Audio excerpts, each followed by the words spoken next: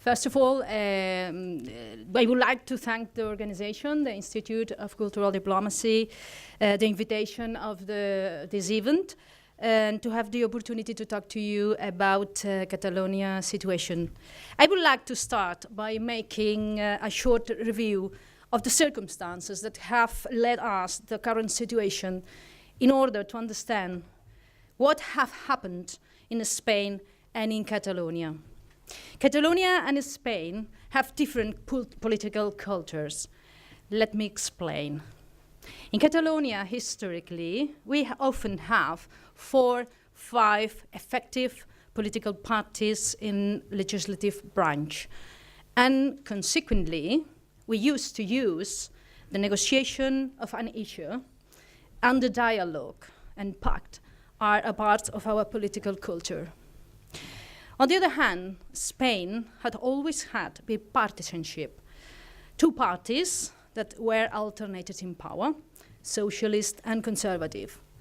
Until now, the last years, that the situation has changed suddenly with the arrival of Podemos and Ciudadanos. Dialogue and work to reach an agreement about something, it is not in the Spanish political culture. And that is one of the reasons of the distance that exists in both positions. We see things differently. We are trying to negotiate, but they are trying to win, to overcome and defeat every position. That feature makes the Spanish democratic culture insufficient. They prefer to move 4,000 police officers in Catalonia to chase ballot boxes and hit peaceful voters and leave check out the Spanish territory in a moment of anti-terror alert level 4. Remember that 5 is the maximum. This operation, according to the previous Home Minister, has cost 87 million euros, which were not foreseen in the budget. Some backgrounds first. In 2005, Catalan Parliament approved a new Statute of Autonomy, a kind of Catalan constitution, which has constitutional status.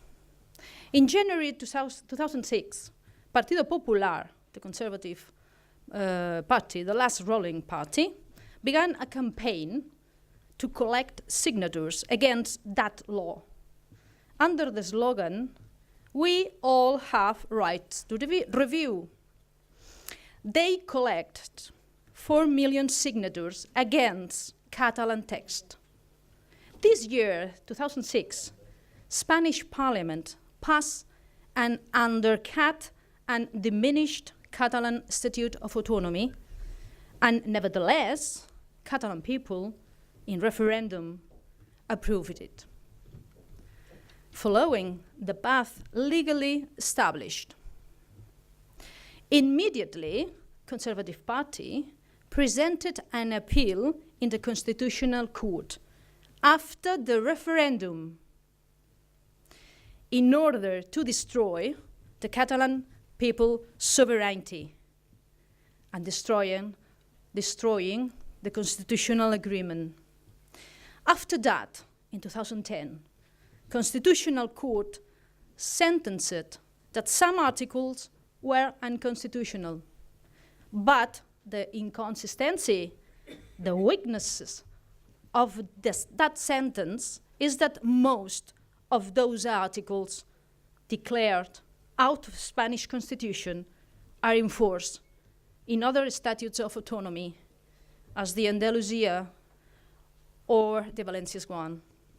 That sentence destroyed the constitutional agreement and the checks and balances system. That was one causal factor, the democratic mistreatment. But there is another mistreatment, the financial mistreatment.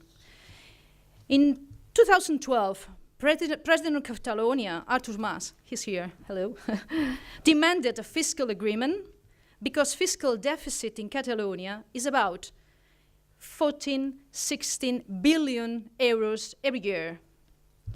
That is, every year central government collect Catalan taxes and decides how to distribute the money. After that distribution, Catalonia loses every year between 14, 16 billion euros. Imagine, only for comparing, in 4 years, Catalonia has the economic potential to pay Brexit bill. After that meeting with Mariano Rajoy, the Spanish response was no. We Catalans only wanted same fiscal agreement of Basque country or Navarra country. They, both countries, collect their own taxes and pay an amount to Spanish government in order to contribute. But Catalans have not the permission to have that fiscal agreement.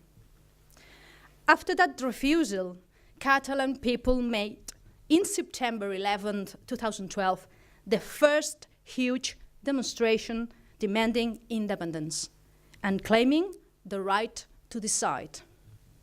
During 6 years, more than 2 million people on streets demanding to vote in order to decide either be an independent republic or remain in a Spanish monarchy. Spanish frame, the Spanish storyline, is that the self-determination right doesn't exist in the Spanish constitution, but that's not true. In Article 10.2 of the Constitution of Spain says that all fundamental rights and freedoms will be interpreted according to international law. And Article 96 says that international law is a part of internal law and only could be repealed or abolished by international law. Spain is a member of the United Nations and ratified International Covenant on Civil and Political Rights, the Helsinki Principles of 1975 of OSCE, the Charter of Paris for a New Europe of 1990 of OSCE, etc. All of those 4 international agreements include and recognize the self-determination rights of peoples.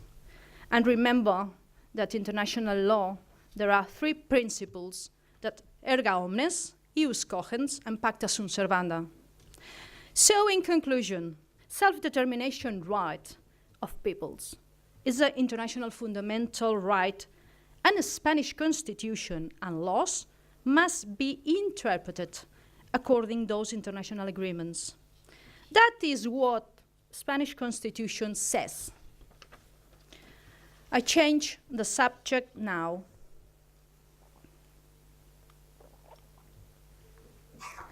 It is said that organize a referendum without central government agreement is illegal, but that is not true. In fact, the Spanish criminal law code was reformed in 2005, and since then, organizing a unilateral referendum is not a crime. I repeat it. The criminal code was reformed in 2005, and since then, organizing a unilateral referendum is not a crime. The international case law on Kosovo established that unilateralism doesn't exist if the other side never is seated on the table to negotiate. And this international case law established 3 conditions to validate the independence. Proclaim it in peace by democratic institutions, and after have tried dialogue and agreement with the state. Those 3 conditions are accomplished in the Catalan case. But the response of the Spanish government was to send police militarized corps against peaceful people, against democratic institutions, and against democratically elected politicians. Paradoxically, the measures adopted and applied to the government of Catalonia by the Spanish government, approved by the Senate, were unconstitutional. Was the famous Article 155 of the Spanish Constitution. Some examples of this measure that is unconstitutional.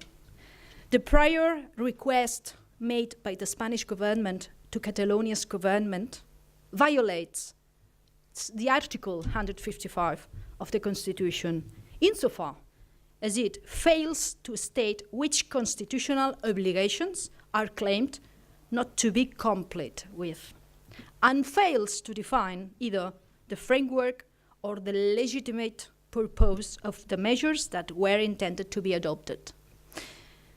The procedure by which the Senate approved Article 155 was unconstitutional. I was there. The Senate failed to uphold its constitutional supervision role.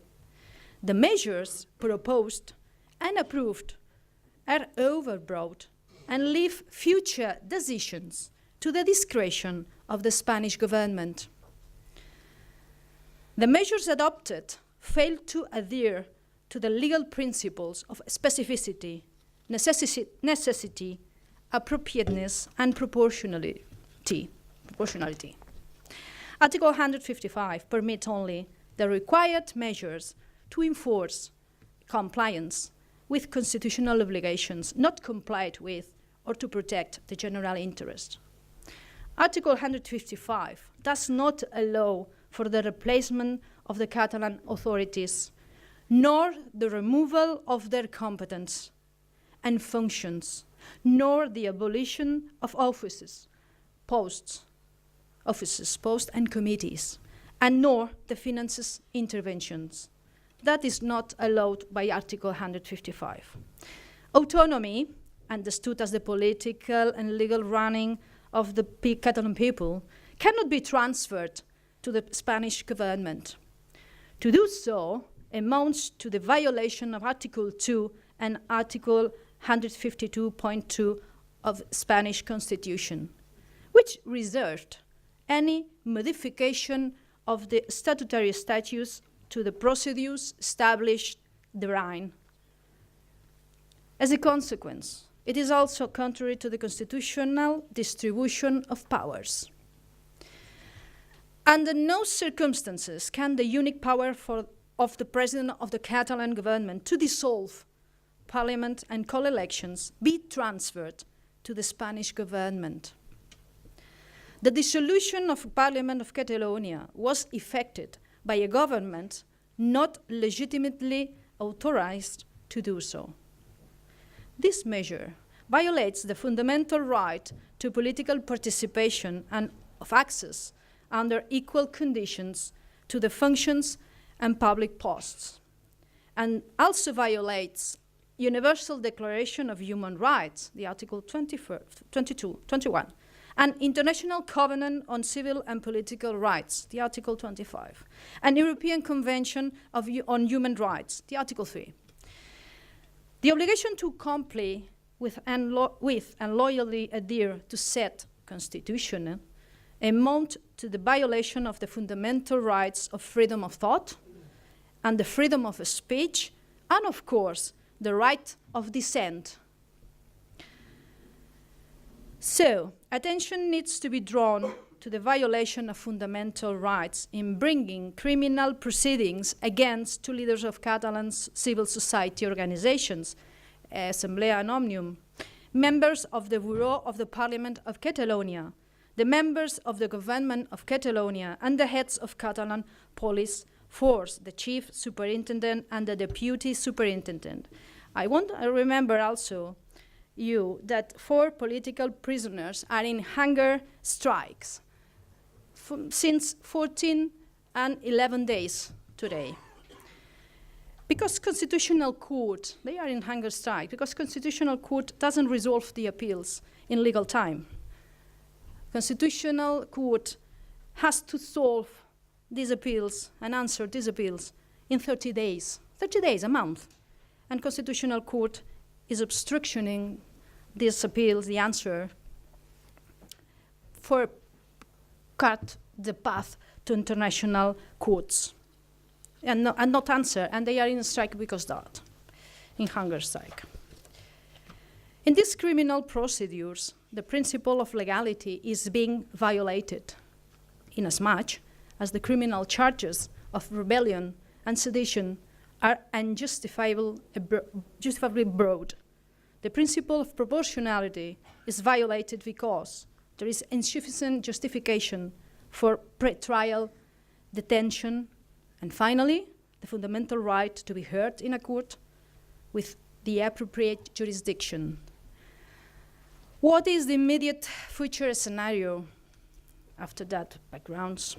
First of all, we congratulate the Spanish change of ruling party. And as we have always saying, we are ready and waiting for a dialogue with the Spanish counterpart, with no red lines, because we think all issues must be negotiated with known conditions. We never resign to self-determination right, because it's a question of human rights, and a mature democracy must give a democratic response to political issues. And I remember you that 80% of Catalans are according with that. We are expecting the stop of repression and human rights, and the stop of judicialization of politics.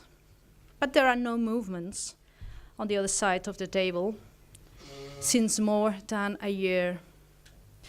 And finally, all politicians, those who are imprisoned and those who are in exile, must be free and safe. That is what we think that must be done by an European democracy. Thanks again to the ICD for the invitation and for having the opportunity to explain the backgrounds of Catalonia's situation and the will and hopes of majority of Catalans. I will be happy to answer some questions if I understand you. Thank you.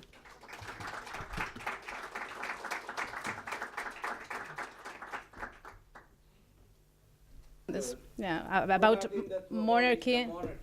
Okay, I think it's that's. It's not about only the Catalans. So. Of course, for me it's a good thing because the Spanish will must be known by a referendum. So always a referendum is a good path to know.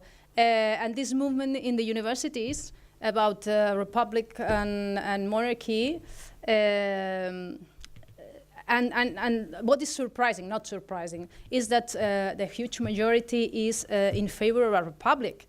So what can we understand about that? Is that the monarchy has no future, because in a generation, the generation that is coming is pro-republican. So the monarchy has a problem, I think.